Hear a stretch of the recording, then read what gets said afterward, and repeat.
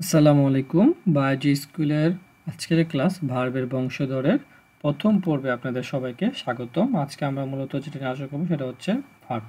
Verb বলতে আমরা কি বুঝি? প্রথমে যদি আমি বলি, ভার্ব হচ্ছে কি করা, কোনো কাজ করাকে বোঝায়। হ্যাঁ, কোনো কাজ করা মানে কি? একটা ভার্ব, যে কোনো একটা অ্যাকশন, যে কোনো একটা অ্যাকশনই হচ্ছে কি ভার্ব।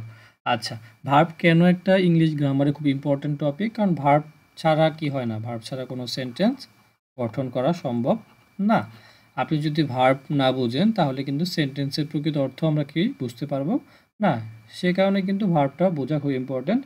আমাদের টপিকটা হচ্ছে ভার্বের বংশধর। আমরা ভার্বের যত শ্রেণীবিন্যাস ক্লাসিফিকেশন আছে সেগুলো নিয়ে আমরা কি করব, আজকে আলোচনা করব, বোঝার চেষ্টা করব, বেসিকটা বোঝার চেষ্টা করব।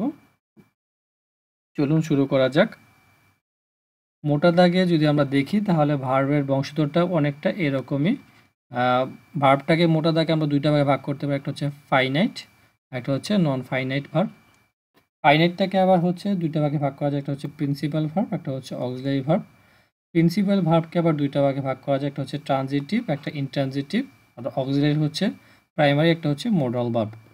আর নন ফাইনাইটটা হচ্ছে ইনফিনিটিভ, পার্টিসিপল এবং হচ্ছে জিরান্ট। পার্টিসিপল আবার ভাগ আছে প্রেজেন্ট, পাস্ট, পারফেক্ট।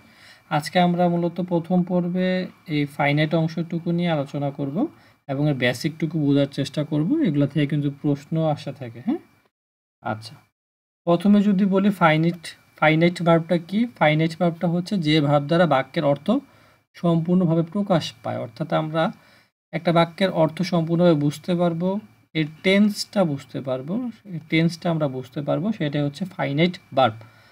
যেমন উদাহরণ যদি আমি দেখি, আই লাভ বাংলাদেশ, এখানে লাভটা হচ্ছে ভার্ব, আমি বাংলাদেশকে ভালোবাসি।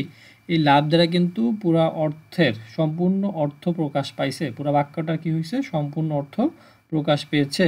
ঠিক একইভাবে Bangladesh lies in the Northern part of the world, এখানে বাংলাদেশ পৃথিবীর নর্দার্ন পার্টে আর কি অবস্থান করে। এই লাইস দ্বারা কিন্তু কি হয়েছে, সম্পূর্ণ বাক্যের অর্থটা প্রকাশ পাইছে। এটাই হচ্ছে একটা ফাইনাইট ভার্ব। ফাইনাইট ভার্বকে আমরা দুইটা ভাগে ভাগ করে বলছিলাম, একটা হচ্ছে প্রিন্সিপাল ভার্ব, একটা হচ্ছে অক্সিলারি ভার্ব। প্রিন্সিপাল ভার্ব কি? যেই ভার্ব অন্য কোনো ভার্বের সাহায্য ছাড়াই সে কি করতে পারে, অর্থ পরিপূর্ণভাবে প্রকাশ করতে পারে। অর্থাৎ তার একটা সেন্টেন্সের অর্থ প্রকাশ করতে অন্য কোনো কি হয় না, ভার্বের সাহায্য দরকার হয় না। যেমন কি, রহিম লিভস ইন গাজীপুর, এখানে লিভসটা হচ্ছে কি একটা প্রিন্সিপাল ভার্ব, এখানে কারো অন্য কোনো ভার্বের সাহায্য তার প্রয়োজন হয় নাই, এই জন্য এটা কি প্রিন্সিপাল ভার্ব। আর অক্সিলারি ভার্বটা কি? যে ভার্বগুলো আসলে এই যে মেন ভার্বকে সাহায্য করে, যে ভার্বগুলো কি করবে, মেন ভার্বগুলোকে কি করবে, সাহায্য করবে। যেমন এখানে এটা একটা অক্সিলারি ভার্ব হ্যাভ, এই হ্যাভটা আসলে মূলত এই পারফর্মড, এটা হচ্ছে আমার মেন ভার্ব, এখানে কি করছে, এটাকে সাহায্য করছে। এই কারণে এটাকে কি বলা হয়, অক্সিলারি ভার্ব, সাহায্যকারী ভার্ব। এটাকে আবার দুইটা ভাগে ভাগ করা যায়, একটা হচ্ছে প্রাইমারি, একটা হচ্ছে মোডাল। প্রাইমারি এগুলো আমরা সবাই জানি, am, is, are, was, were, have, has, had, do, did, হ্যাঁ, ডাস, এটসেট্রা, এগুলো সবই কিন্তু প্রাইমারি। যে ডু, ডিড, ডাস, এগুলো কোন ধরনের auxiliary verb? Primary auxiliary verb. এই জিনিসটা একটু মাথায় রাখবেন।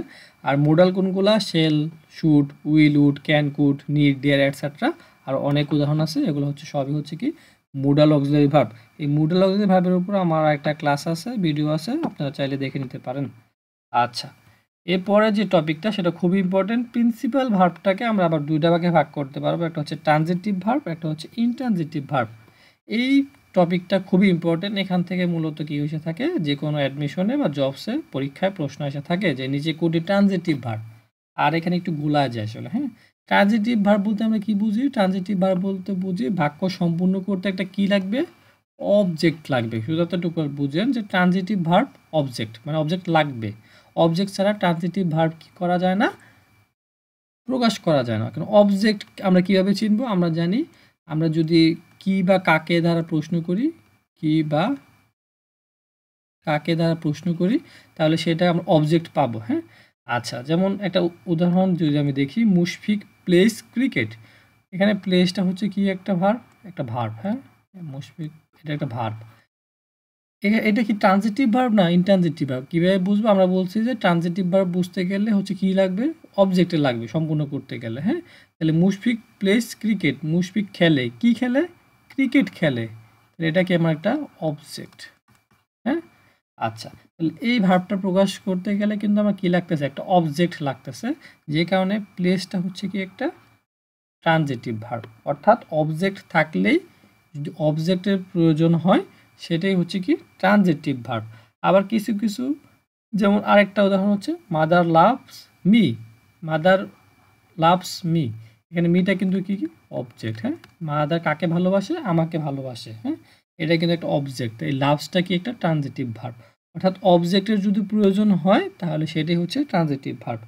আবার ইনট্রানজিটিভ ভার্বটা কি, অবজেক্টের কোনো প্রয়োজন নাই। হ্যাঁ, এখানে কোনো অবজেক্টের প্রয়োজন নাই। যেমন বার্ডস ফ্লাই, পাখি উড়ে, পাখি কি কাকে, এখানে কোনো অবজেক্ট নাই। হ্যাঁ, এখানে কোনো অবজেক্ট নাই, যে কারণে এটা কি ফ্লাইট, এখানে কিন্তু কি ইনট্রানজিটিভ ভার্ব। অর্থাৎ এটা প্রকাশ করতে আমার অবজেক্টের দরকার নাই, পাখি উড়ে। হ্যাঁ, আবার যেমন দ্য ডোর ওপেন্ড অটোমেটিক্যালি, ডোরটা অটোমেটিক্যালি খুলে গেছে। হ্যাঁ, দ্য ডোর ওপেন্ড, এখানে কিন্তু কোনো কি নেই, অবজেক্ট নাই। ঠিক আছে, এখানে কিন্তু কি নেই, কোনো অবজেক্ট নাই। সো এই ফ্লাই, এই ওপেন্ড, এগুলো সবগুলোই কি ইনট্রানজিটিভ ভার্ব। কেননা এগুলো প্রকাশ করতে আমার কোনো ধরনের কি দরকার হয় না, অবজেক্টের প্রয়োজন নাই। এটাই হচ্ছে ট্রানজিটিভ এবং ইনট্রানজিটিভের পার্থক্য। আমরা যদি আরেকটু ক্লিয়ার করে দেখি দুইটা উদাহরণের মাধ্যমে। যেমন প্রথম উদাহরণটা হচ্ছে শি রিড বাংলা ইয়েস্টারডে, এটা রিডটা হচ্ছে ভার্ব। আরেকটা সেন্টেন্স হচ্ছে শি রিড ইয়েস্টারডে, এই রিডটা হচ্ছে ভার্ব। কিন্তু কোনটা ট্রানজিটিভ কোনটা ইনট্রানজিটিভ কীভাবে বুঝবো? যেমন সে পড়ে বাংলা, তাহলে কি পড়ে, বাংলা পড়ে, তাহলে এটা আমার অবজেক্ট। তাহলে এটা কিন্তু কি ট্রানজিটিভ ভার্ব, কারণ একটা অবজেক্টের প্রয়োজন হয়েছে। শি রিড, সে পড়ে, কি পড়ে, না পড়ে, কোনো অবজেক্ট নাই, গতকাল পড়েছিল আর কি। শি রিড ইয়েস্টারডে, হ্যাঁ, গতকাল পড়েছিল। এবং শি রিড বাংলা ইয়েস্টারডে, সে গতকাল বাংলা পড়েছিল। হ্যাঁ, সো এখানে রিডটা কিন্তু কি ট্রানজিটিভ ভার্ব, এই রিডটা হচ্ছে ইন্ট্রানজিটিভ ভার্ব, কারণ এখানে কোনো কি প্রয়োজন নেই, অবজেক্ট নাই। আর এখানে অবজেক্ট আছে, এই কারণে হচ্ছে এটা ট্রানজিটিভ ভার্ব। এই হচ্ছে মূলত ট্রানজিটিভ ভার্সেস ইনট্রানজিটিভ, এই বিষয়টা খুবই গুরুত্বপূর্ণ। পরবর্তী পর্বে হচ্ছে আমরা নন ফাইনাইট যেগুলো আছে, ভার্বগুলো আছে, সেগুলো নিয়ে আলোচনা করব। সবাইকে অসংখ্য ধন্যবাদ। আসসালামু আলাইকুম।